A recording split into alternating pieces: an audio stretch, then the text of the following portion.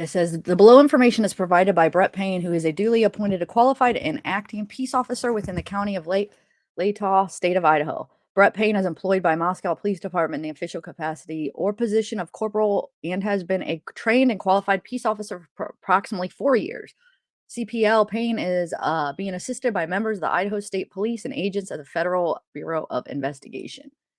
On November 13th, 2022, at approximately 4 p.m., Moscow Police Department Sergeant Blaker and I responded to 1122 King Road, Moscow, Idaho, hereafter the King Road residence, to assist with scene security and processing of a crime scene associated with 4 homicides. Upon arrival, the Idaho State Police forensic team was on the scene and was preparing to begin processing the scene. MPD Officer Smith, one of the initial responding officers to the incident, advised he would walk me through the scene. Like I said, anybody that wants it, just email me and I'll do it late. I'll send it like after the live. I'm not going to do it during the live, but I'm reading it right now. Okay, so OFC Smith and I entered the King Road residence through the bottom floor door on north side of the building. OFC Smith and I then walked upstairs to the second floor.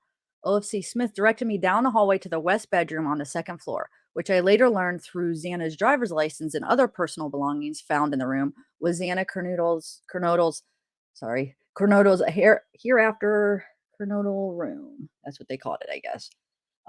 Just before this room, there was a bathroom door on the south wall of the hallway. As I approached the room, I could see a body, later identified as Kernodle's, laying on the floor. Kernodle was deceased with wounds which appeared to have been caused by an edged weapon. Oh, thanks for joining me, Angela. Thank you. My email is just zavgirl@protonmail.com, serial killer.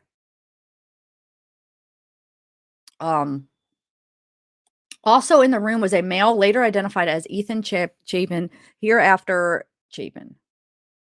Hopefully I'm saying these names right. Why do I feel like I'm like not saying them right? I'm a passenger in a vehicle right now. Oh, it's not good. Oh, sorry. Shoot, that sucks.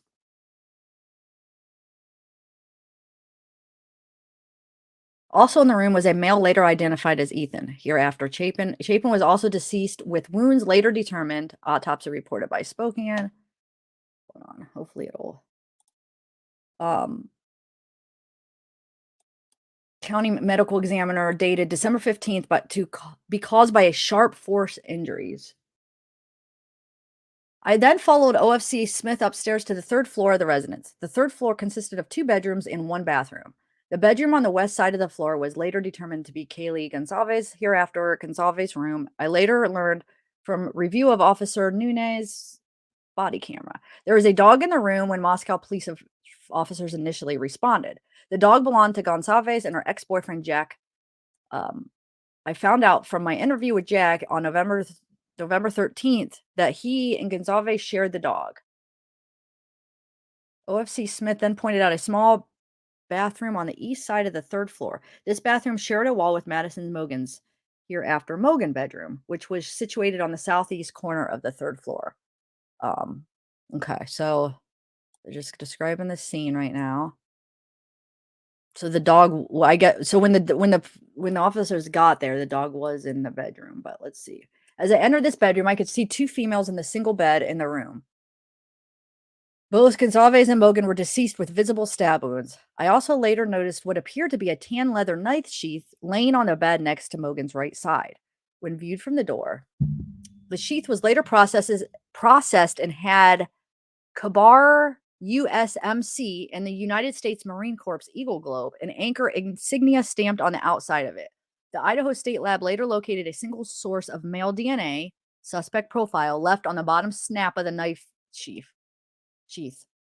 A part of the investigation, numerous interviews were conducted by Moscow Police Department officers, Idaho State Police detectives, and FBI agents. 2 of the interviews included BF and DM. Both BF and DM were inside the King Road residence at the time of the homicide. So that's the 2, Bethany and Dylan, the 2 roommates. So those were the interviews. Were inside the King residence at the time of the homicides and were roommates to the victims of Bethany's bedroom was located on the east side of the first floor of the King Road residence. So it's saying at the time of the homicides and were roommates to the victims. Bethany's bedroom was located on the east side of the first floor of the King Road residence. Okay, I just wanted to repeat that just in case that got confusing. Okay. Based on numerous interviews conducted by MPD officers, ISP detectives, and FBI agents, as well as my review of evidence, I have learned the following. On the evening of November 12th, 2022, Chapin and Kernodle are seen by Bethany at the Sigma Chi House on the University of Idaho campus at 73 matter of the address drive from approximately 9 p.m. on November 12th to 1:45 a.m. on November 13th. So Bethany was at that little party on the campus. Okay, at the fraternity. Um so Bethany also estimated that approximately 1:45 a.m. Ethan and Xana returned to the King Road residence. Bethany also stated that Ethan did not live in the King Road residence, but was a guest of Xana. I'm just using their first names. I don't know. It's easier. Um,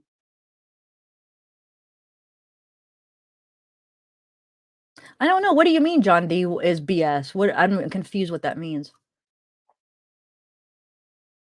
Okay. So Kaylee and Maddie were at a local bar, the Corner Club at 202 North Main Street in Moscow.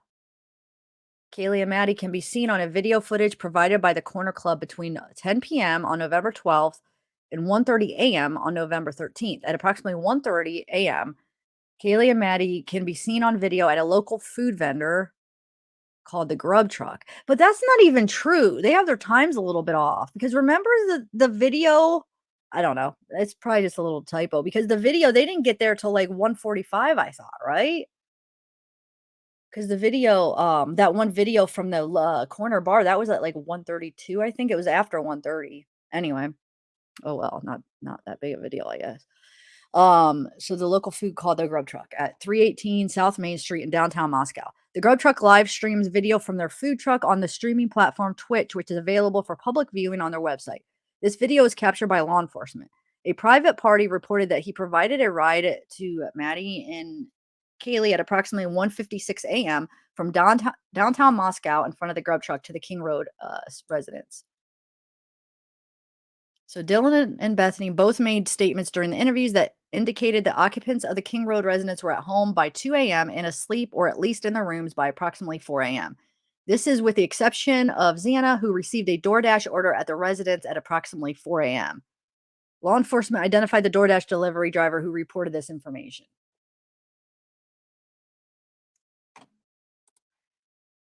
Okay, so Dylan stated she originally went to sleep in her bedroom on the southeast side of the second floor.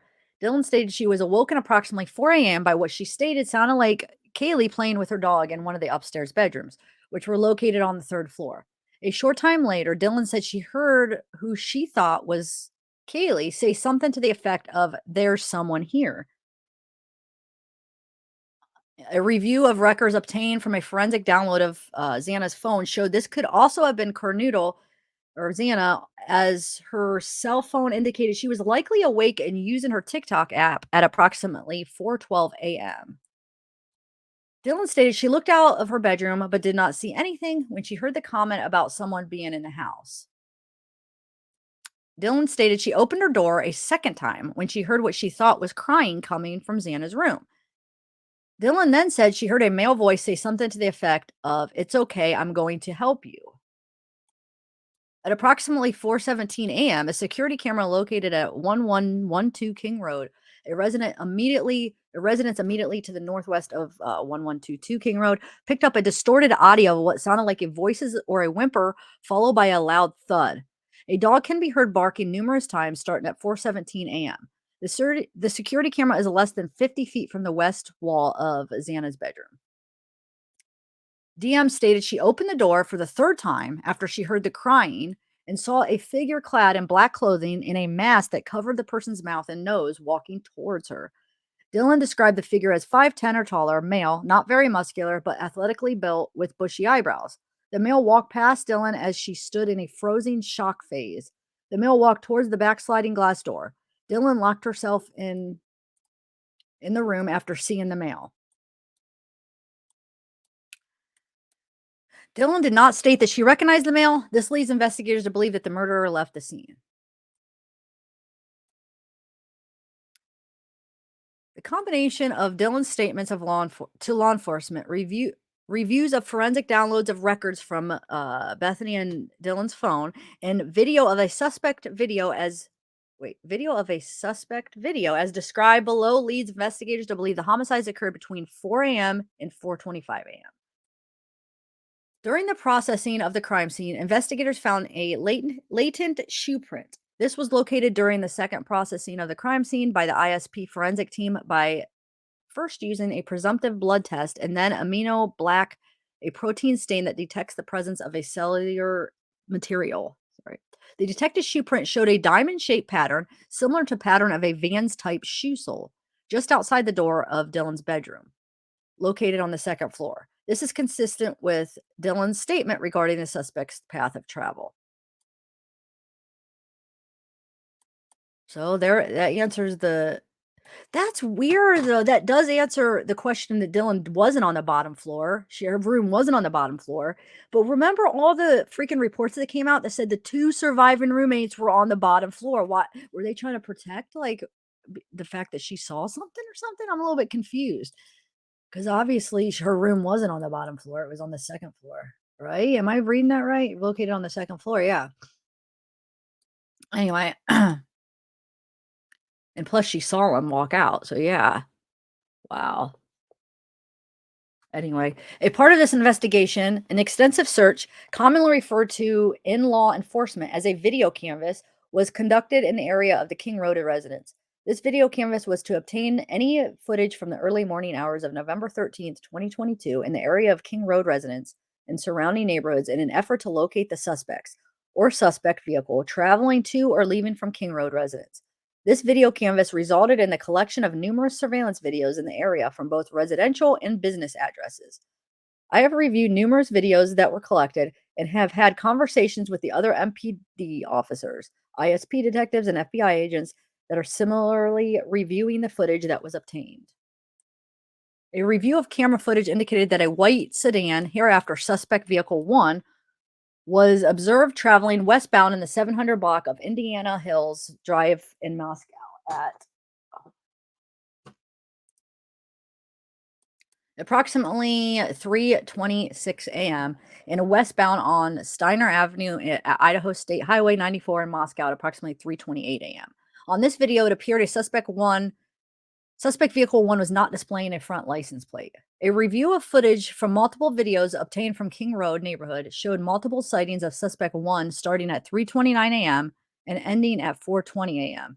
These sightings show suspect vehicle 1 makes an initial 3 passes by the 1122 King Road residence and then leave via Wallata Drive.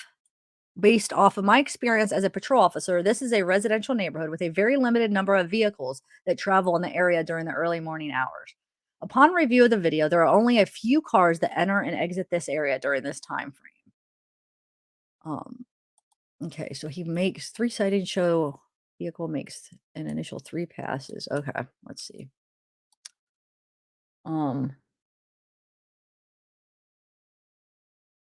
Suspect vehicle 1 can be seen entering the area a 4th time at approximately 4:04 a.m. It can be seen driving eastbound on King Road, stopping and turning around in front of 500 Queen Road, number 52, and then driving back westbound on King Road.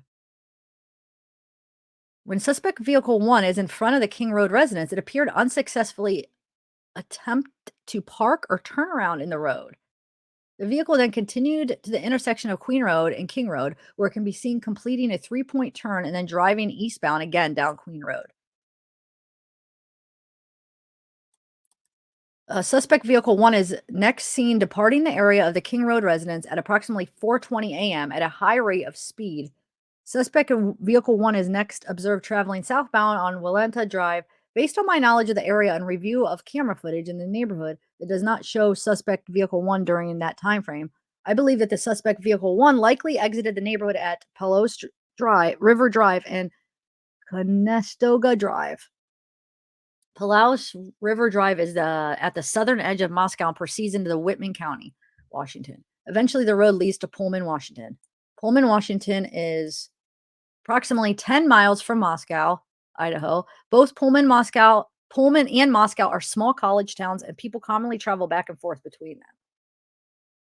Law enforcement officers provided video footage of a suspect vehicle one to forensic examiners with the FBI that regularly utilize surveillance footage to identify the year, make, and model of an unknown vehicle that is observed by one or more cameras during the commission of a criminal offense.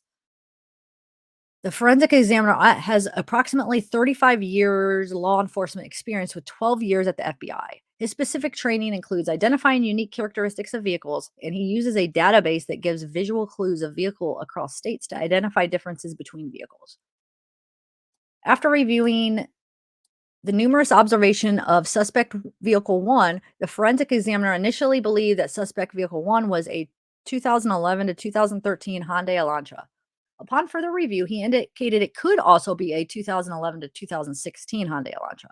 As a result, investigators have been reviewing information on persons in possession of a vehicle that is 2011 to 2016 white Hyundai Elantra. Investigators were given access to video footage on Washington State University campus located in Pullman, Washington. A review of that video indicated that approximately 2:44 a.m. on November 13th, 2022, a white sedan, which was consistent with the description of the white Elantra known as suspect vehicle 1, was observed at WSU surveillance cameras traveling north on Southeast Nevada Street at Northeast Stadium Way. At approximately 2:53 a.m., a white sedan, which is consistent with the description of the white Elantra known as suspect vehicle 1, was observed traveling southeast in Nevada Street in Pullman. Pullman, Washington towards SR 270. It connects Pullman, Washington to Moscow, Idaho. This camera footage from Pullman, Washington was provided to the same FBI forensic examiner. The forensic examiner identified the vehicle observed in Pullman, Washington as being a 2014 to 2016 Hyundai Elantra.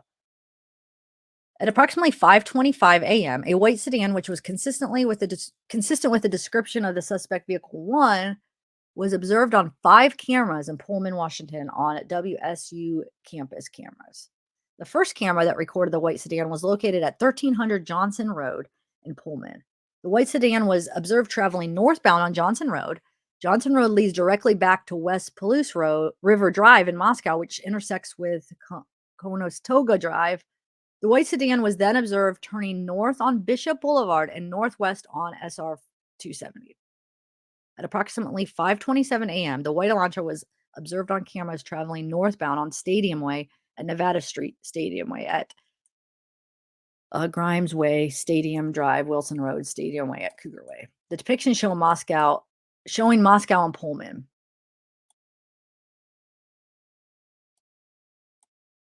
Depiction showing the white Elantra path of travel. Oh, it's not. It's very not very good. Wait, what are you talking about, Amanda? Are you talking about like something that happened with you?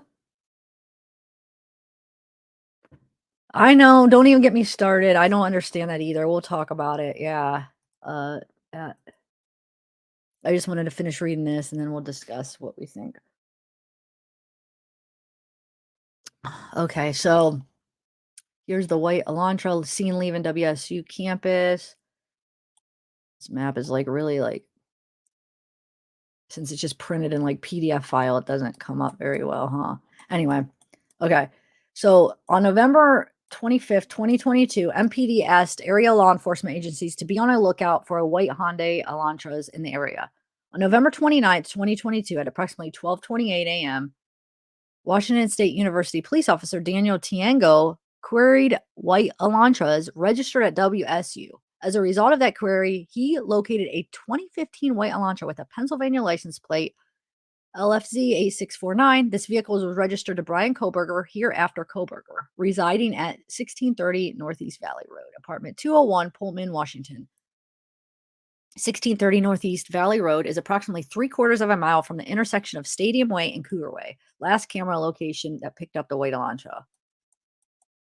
The same day at approximately 12:58 a.m., WSU officer Curtis Whiteman or Whitman was looking for white Hyundai Elantras and located a 2015 Hyundai Elantra at 1630 Northeast Valley Road in Pullman in the parking lot.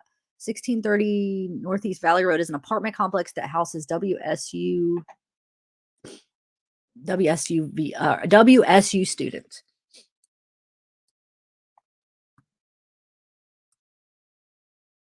Um, Officer Whitman also ran the car and it returned to Kohberger with a Washington tag. I reviewed Kohberger's Washington state driver's license information and photograph. The license indicates that Kohberger is a white male with a height of 6 foot and weighs 185 pounds. Additionally, the photograph of Kohberger shows that he has bushy eyebrows. Kohberger's physical description is consistent with the description of the male that Dylan saw inside King Road residence on November 13th. Further investigation, including a review of Latah County Sheriff's Deputy CPL Duke's body cam and report, show that on August 21st, 2022, Kohberger was detained as a part of a traffic stop that occurred in Moscow, Idaho. Um, at the time, Kohberger, who is the sole occupant, was driving a white 2015 Hyundai Elantra with Pennsylvania plate LFC 8649, which was set to expire on November 30th, 2022. During that stop, which was recorded via law enforcement body camera, Kohberger provided his phone number as blah, blah, blah. Hereafter, the 8458 phone as his cell phone number. Investigators conducted electronic database queries and learned that the 8458 phone is a number issued by AT&T. By October 14th, 2022, Bryan Kohberger was detained as part of a traffic stop by a WSU police officer.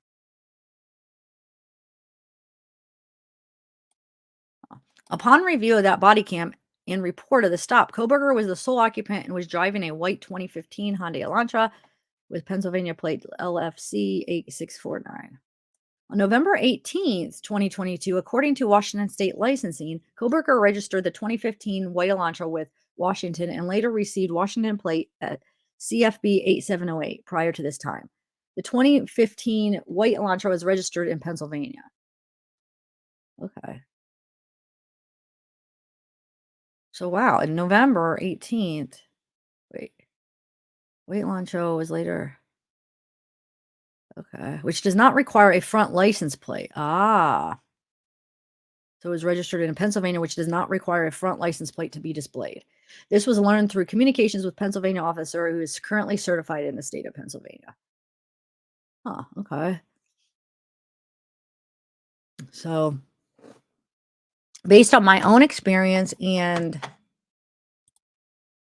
communication with Washington law enforcement, I know that Idaho and Washington require front and back license plates to be displayed. Investigators believe that Kohberger is still driving the 2015 white Elantra because his vehicle was captured on December 13th, 2022 by a license plate reader in Loma, Colorado. Information provided by a query to a database. Kohberger's Elantra was then queried. So December 13th, wow, like a month. Oh, that's when he was driving through. That's right. Never mind. 2022 by law enforcement in Hancock County, Indiana on December 16th, 2022, approximately 2:26. Surveillance video showed Kohberger's Elantra in Albrightsville, Pennsylvania. The sole occupant of the vehicle was a white male whose description was consistent with Kohberger. Kohberger has family in Albrightsville, Pennsylvania, learned through a TLO search and locate tool database.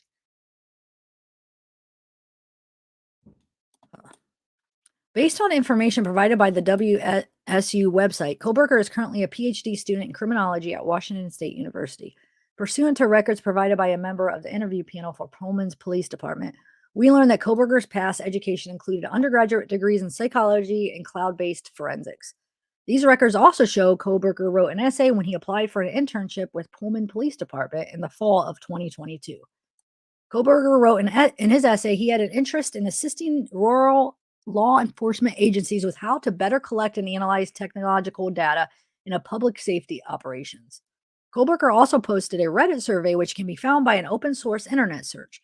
The survey asked for participants to provide information to understand how emotions and psychological traits influence decision making when committing a crime. Sorry. That's that one we all read that day. Okay, hold on. Let me take a sip of my coffee, guys. So, what do you guys think so far?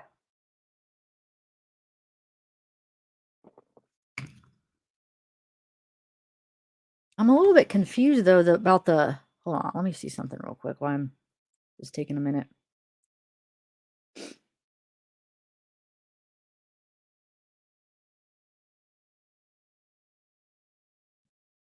just want to look up something really quick. No.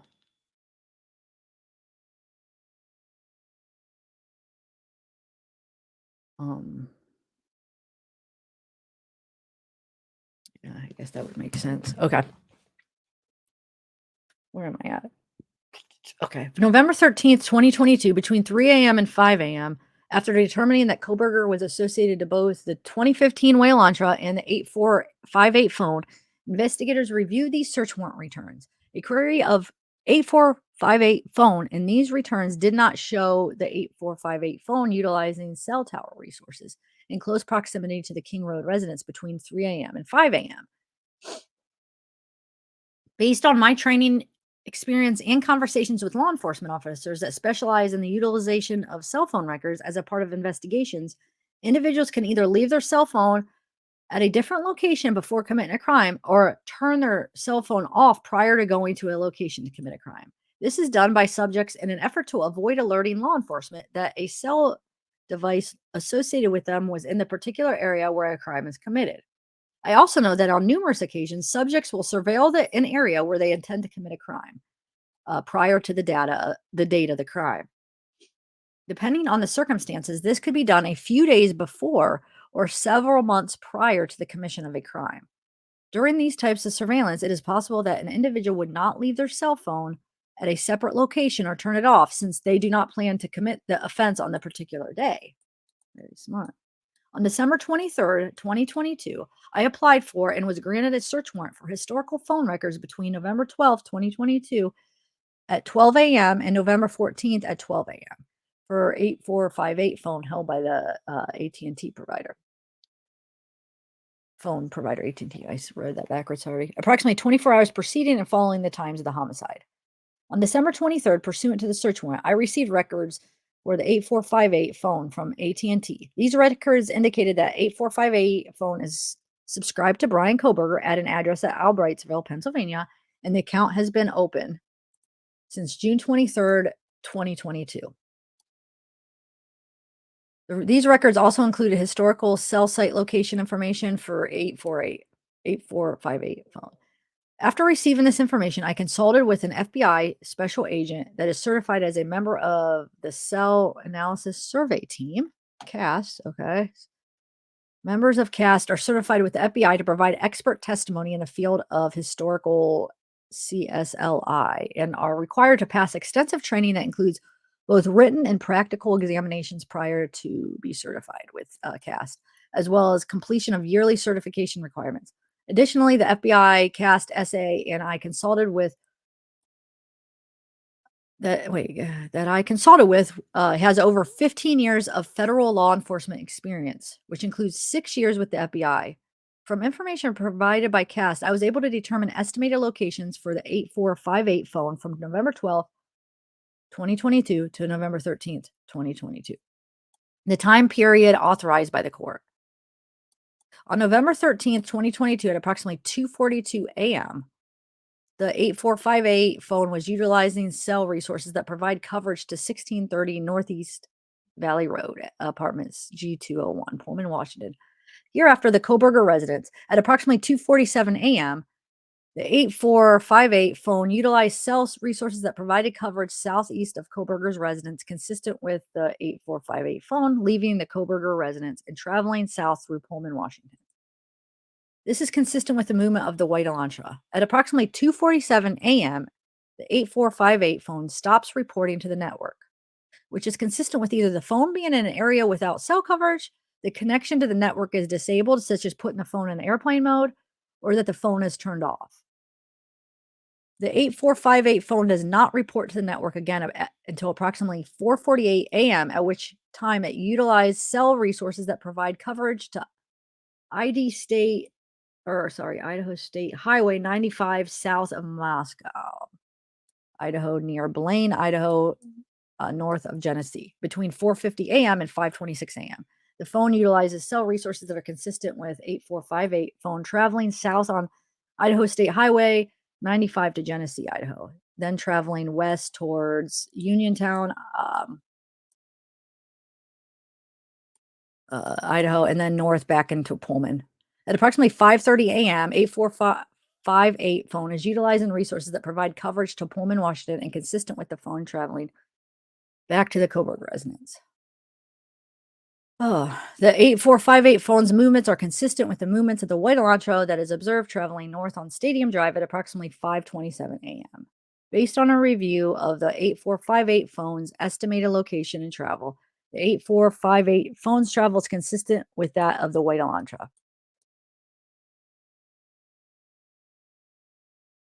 Further review indicated that the 8458 phone utilized cell resources November 13th that are consistent with the 8458 phone leaving the area of the Kohberger residence at approximately 9 a.m. and traveling to Moscow, Idaho. Specifically, the 8458 phone utilized cell resources that provided coverage to the King Road residence between 9:12 a.m. and 9:21 a.m. The 8458 phone utilizes cell resources that are consistent with the 8458 phone traveling back to the area of Kohberger residence and arriving to the area approximately 9:32 a.m. Wait, let me see. Let me read that again. Okay, wait. So on November 13th, they're consistent with 8458 phone leaving the area of Kohberger residence approximately 9 a.m. traveling to Moscow between 9:12 and 9:20. Huh. Wait, is that showing that he went back there, right? That morning? Am I reading that right? Specifically, the 8458 utilized cell resources that would provide coverage to the King Road residents between 9:12 a.m. and 9:21 a.m. The phone utilized cell resources that are consistent with 845 traveling back to the area of the Kohberger residence and arriving to that area approximately 9:32. Oh, okay, never mind. That's kind of confusing how that's written here. So, but 9:28 provide coverage to the King Road residents. Huh. I'm gonna have to read that a couple times later. Yeah, that's how I'm taking it. He went back. Is that how you guys were taking it? He went back that morning, right? And then went back to, and then he was back to back to his residence back by till 9:32. Okay, that's what I was thinking. It was saying. I was like, wait, what? But just the way they worded it, you think they would have like kind of pointed out and made a bigger deal about that. But I guess it's just facts. They're just stating facts. Wow. Anyway, okay. Based on my training experience and facts of the investigation thus far, I believe that Kohberger, the user of the 8458 phone, was likely the driver of the white Elantra that is observed departing Pullman, Washington, and that this vehicle is likely suspect vehicle 1. Additionally, the route of travel of the 8458 phone during the early morning hours of November 13th, 2022, and the lack of the 8458 phone reporting to AT&T between 2:47 a.m. and 4:48 a.m. is consistent with Kohberger attempting to conceal his location during the quadruple homicide that occurred at the King Road residence. On December 23rd, 2022, I was granted a search warrant for Kohberger's historical. Wait, hold on a second. Okay, never mind. Sorry. Okay. Where am I at? Sorry. I was granted a search warrant for Kohberger's historical CSLI from June 23rd, 2022 to current prospective location information and a pen register trap and trace on the 8458 phone to aid in efforts to determine if Kohberger stalked any of the victims in this case prior to the offense. Conducted surveillance on the King Road residence, was in did he conduct surveillance on the King Road residence, was in contact with any of the victims, associates before or after the alleged offense, any locations that may contain evidence of the murders that occurred on November 13th, 2022, the location of the white Elantra registered to Kohberger, as well as the location of Kohberger. On December 23rd, 2022, pursuant to that search warrant, I received historical records for the 8458 phone from AT&T from the time the account was opened in June 2022. After consulting with Cast SA, I was able to determine estimated locations for the 8458 phone from June 2022 to present. the time period authorized by the court. The records for the 8458 phone show that 8458 phone utilizing cell resources that provide coverage to the area of 1122 King Road on at least 12 occasions prior to November 13th, 2022. All of these occasions, except for the one, occurred in the late evening and early morning hours of their respective days. So basically, he was in that area 12 times prior to, so he was stalking out the house, whether he was specifically focused on one person or the house in general. Um, Late evening, early morning hours of the respective days. Okay. One of these occasions on August 21st, 2022, the 8458 phone utilized cell resources providing coverage to the King Road residents for approximately 10:34 p.m. to 11:35 p.m. At approximately 11:37, Kohberger was stopped by Latah County Sheriff's Deputy CPL Duke, as mentioned above. The 8548 phone was utilizing cell resources consistent with the location of the traffic stop during this time. Um, so yeah. Wow, that's just crazy to think, like, I mean, I guess there's nothing the cop could have done. I mean, how was he gonna know, but that he stopped him there and that. Anyway, further analysis of the cell data provided showed that 8458 phone utilized cell resources on November 13th, consistent with the phone traveling from Pullman, Washington to Lewiston, Idaho via US Highway 195. At approximately 12:36 p.m., the 8458 phone utilized cell resources that would provide coverage to Kate's Cup of Joe coffee stand located in 810 Port Drive, Clarkston, Washington. Okay, so when is he at Cup of Joe? He's at Cup of Joe. Hold on. I just want to see. November 13th. Okay, so approximately 12:36. He was at Kate's Cup of Joe stand located. So this was that next day, that next afternoon in Washington. Surveillance footage from the U.S. Chef's store. Huh.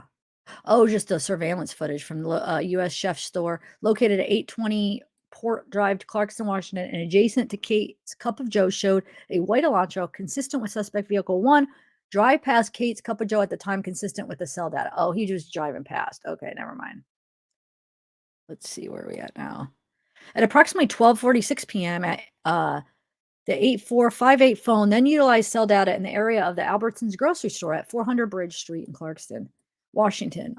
Surveillance footage obtained from the Albertsons showed Kohberger exit the white Elantra consistent with suspect vehicle 1 at approximately 12:49 p.m. Interior surveillance cameras showed Kohberger's walk through the store, purchase unknown items at the checkout, and leave at approximately 1:04 p.m. Kohberger's possible path of travel is depicted below. I wonder if they ever figured out what did he buy. I would like to know what the heck he bought because that would have been the next day. Like, what was he buying at the store? Huh. Interesting. Additional analysis of records for 8458 phone indicated that between approximately 5:32 p.m. and 5:36 p.m., the 8458 phone utilized cell resources that provide coverage to Johnson, Idaho. The 845 phone then stops reporting to the network from approximately 5:36 p.m. to 8:30 p.m.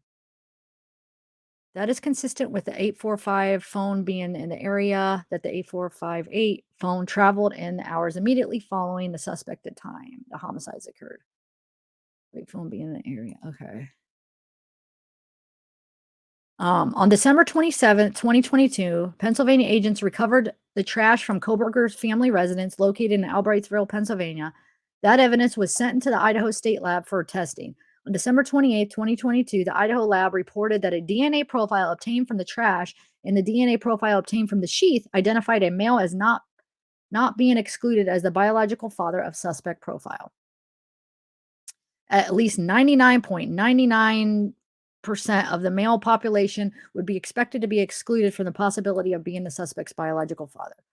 Based on the above information, I'm requesting an arrest warrant be issued for Bryan C. Kohberger, date of birth 11/21/94, for burglary at 1122 King Street in Moscow, Idaho, and 4 counts of murder in the first degree for the murders of Madison, Mogan, Kaylee, Xana, and Ethan.